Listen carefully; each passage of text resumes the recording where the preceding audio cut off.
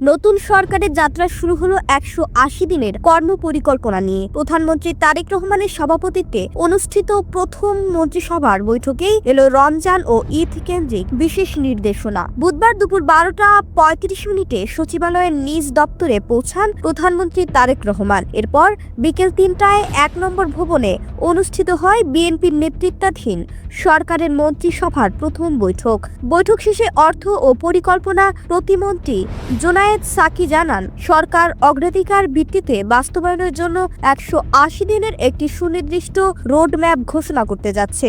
আসন্ন রমজানে সাধারণ মানুষ যাতে স্বস্তিতে থাকে এবং দ্রব্যমূল্য নিয়ন্ত্রণে থাকে সেদিকে বিশেষ নজর দেওয়ার কঠোর নির্দেশ দিয়েছেন প্রধানমন্ত্রী।